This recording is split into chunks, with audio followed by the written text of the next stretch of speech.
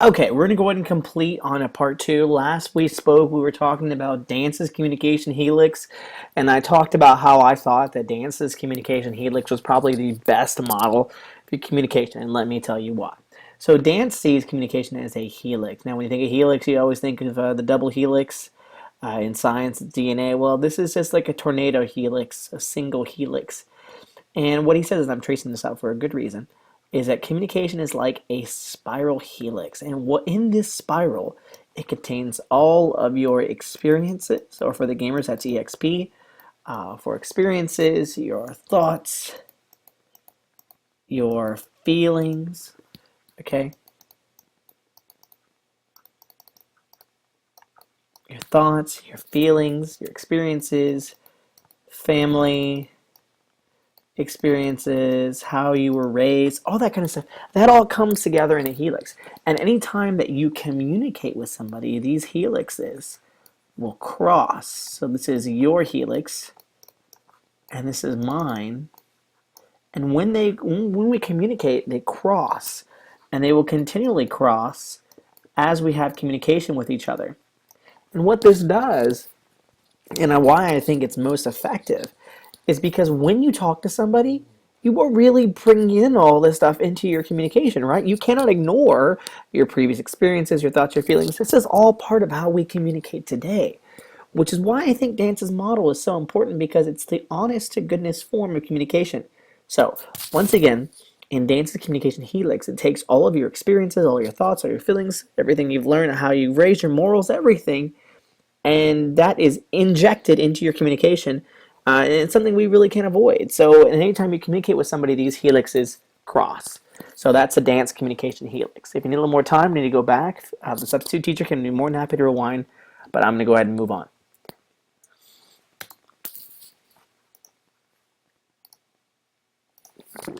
Okay, so here's our next model. It is the Gamble and Gamble model.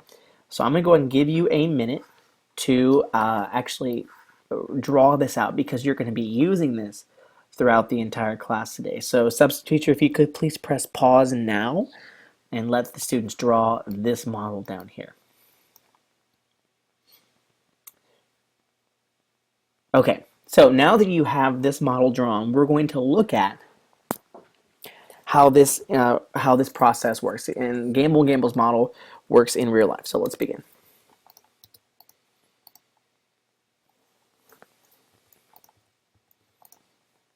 My controls aren't working. Let's just go here. Okay.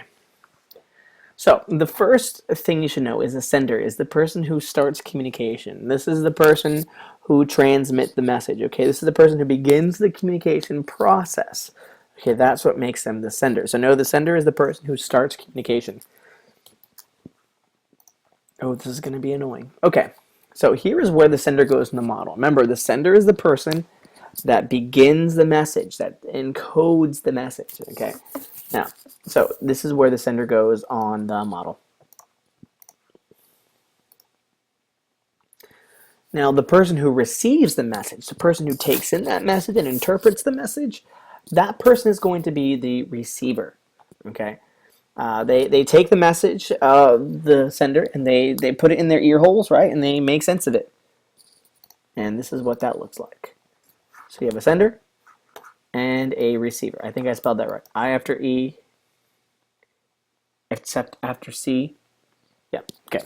So, sender sending something to a receiver. So, give you a second to have that. Sub, if you need to pause it, you're more than welcome to. Okay, let's move on. Now, the message are the thoughts and ideas being communicated. This can be verbal or nonverbal. What I mean by this is your message could be hello, or your message could be, and this is me waving, I'm waving, maybe you can hear it, but just as simple as a hello or a wave. A wave is non-verbal. Okay? And that is a message, okay? The thoughts and ideas being communicated. And this can be communicated either verbal or non-verbally. Okay, this is what this looks like on the slide here. And if you need to pause, please don't hesitate to pause. I know I speak a little fast. All right, so the message is going to go right here. Okay, you have a sender who sends a message to the receiver. Okay, pretty simple enough. Okay, this is not like rocket science, folks. A sender sending a message to a receiver. Okay, this is not too hard. So let's continue on. Okay, so you have a sender sending a message to a receiver. Then you have what's called feedback, and there are two types. Okay, the two types are external and internal feedback, but I'm going to start with external feedback. External feedback is the receiver's response to the message, okay? This can be verbal or nonverbal, and it doesn't necessarily have to match the sender's message, okay? What that means is you could say hi to me, okay, and I could just not look at you and continue walking. That doesn't match the message, right? Or you could say hi to me and I could say hi back. That would still be external feedback, okay? It is literally the response. Whatever you think of the response, like what you say after, that's external feedback. Now, the biggest thing to know with external feedback is this is your typical response, okay? However you respond to a message, we're going to call that external feedback. This is very, very important that you know this, ladies and gentlemen. Every year, it never fails, students get confused on feedback. So know that if I tell you hello and you say hi back, that is external feedback. Just think of it in your mind forever, okay? Whenever someone talks to you and you respond back, go, ha, external feedback, okay? And that's external feedback. Now, internal feedback, okay, it's feedback that you give yourself to monitor your own behavior or performance during a communication transaction. What that means is, okay, is that feedback that you give yourself. You kind of think in your mind, okay, you should probably stop that. You should probably not do that. Okay, so like maybe if someone tells you I don't like that, and in your mind you're like, ooh, I should probably not do that anymore. That would be internal feedback, right? Because you're telling yourself, yeah, that's probably right. I probably shouldn't do that anymore. Okay, that would be internal feedback. Now, generally speaking, what we normally deal with, folks, is this external feedback. Internal feedback is you monitoring your own behavior. Okay, and so you generally don't see that unless you're kind of talking to yourself. Then you're doing some internal feedback for the most part.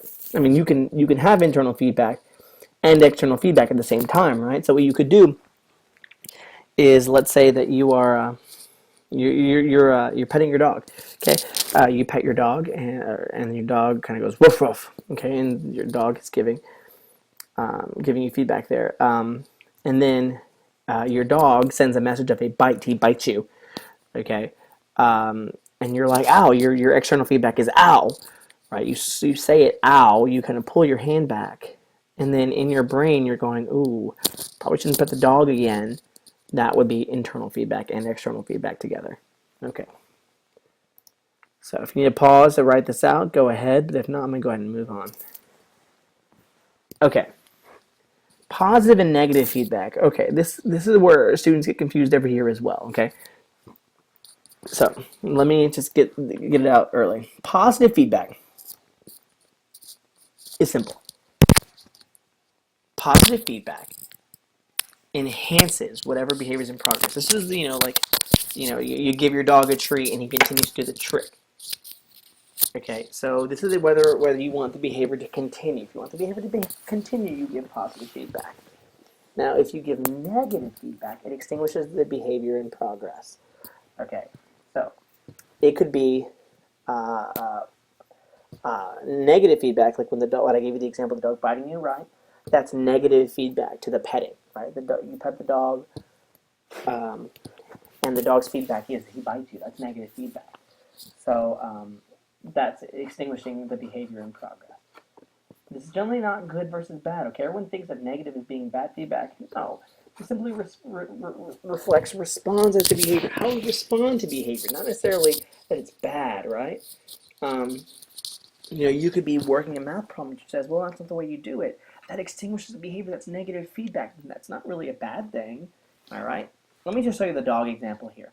So if I am the sender, and I pet my dog as the message, I'm saying kind of good dog, right? I'm saying good dog with my pet as the message. My dog is the receiver, right? His feedback is to bite me. Okay, we know that the feedback is going to be external, that's his response. And, okay, it's going to be negative because it's extinguishing the behavior. Right? Does that make sense? The dog isn't giving me positive feedback because he doesn't like that. He doesn't want this behavior to continue, so he bites me. Okay? That's what makes the feedback negative. Now, if in the same situation, I pet the dog and the dog decided he wasn't going to bite me, that he was going to lay down, because dogs do that sometimes, you know, when they like to be pet, they lay down, they want you to scratch them some more. That's his still external feedback, okay? But then that turns from negative to positive. Okay, I like to ask these questions on the test, so I hope you're paying attention. Is that makes it positive feedback. Okay, cool, very, very cool. So if you need to pause to look, check that over again, feel free to do so. But remember, positive feedback continues the behavior, while negative feedback extinguishes or kills a behavior in progress. All right, let's move on. Here's what the model looks like.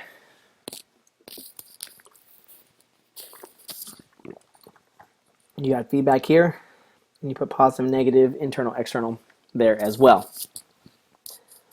Very good. So that is my model. You get a sender sending a message to a receiver, and you have feedback here, positive, negative, internal, external. You're going to label it right there as well. All right, let's move along. Okay, context. Context is so easy. Context is where the communication takes place. Now, what's really cool though about context is sometimes context can actually control the way we behave in certain situations. Let me give you a prime example, okay? You will communicate differently when you are at a wedding versus hanging out with your friends, okay? A wedding is a little more formal setting, and generally speaking, you will behave a lot better versus hanging out with your friends. Or you may use different slang like, yo, dog, what's going on, man? But you generally probably wouldn't use that at a wedding, right? You would behave a little differently. So oftentimes, what's really cool about context is we will change the way we behave just because of the context, right? Let's say, for example, you got a boyfriend, girlfriend, someone you're trying to impress, right? When you go over and meet their family, you're going to behave differently than you're going to behave at your own house. That's because context oftentimes exerts control over how we behave. Pretty cool stuff. Okay, so context is really important to know. It's also where communication takes place, and that can control our behavior. I'm doing a really bad job at circling this. All right, so that's context. And here's what it looks like on the model. And there it is. Context is going to be right in the middle here. Okay, so you have a sender sending a message to a receiver. The feedback can be positive, negative, internal, external, and there's the context. Okay, and next up is channel. And channel is how the message travels. Now, a channel can travel through several different ways. Okay, it can be a sound message through sound waves, a light message, a touch message, a smell message, a taste message. Now, the most popular type of message is going to be these sound and light messages, right? Because you either hear it or you see it, right? You have audio and you have visual, right? But you can send a message through a touch message, right? If your coach pats you on the back, right, that is sending a message of good job, right? I'm not going to go in any more coach touching because it's just a little weird. Anyways, football players know what I'm talking about. It's strange. It's weird. Smell messages, right? You put on perfume, right? By the way, one puff is enough. 2 puffs, maybe a little too much. But if you spray perfume or whatever, you are sending a message. I want people to like the way I smell, or I'm trying to impress somebody. So that can send a message, right? Taste message, the way something tastes. Get your mind out of the gutter for a minute, okay? Something can send you a message through taste. Don't eat it, right? But the most popular ones we're going to see are audio and visual, sound and light waves.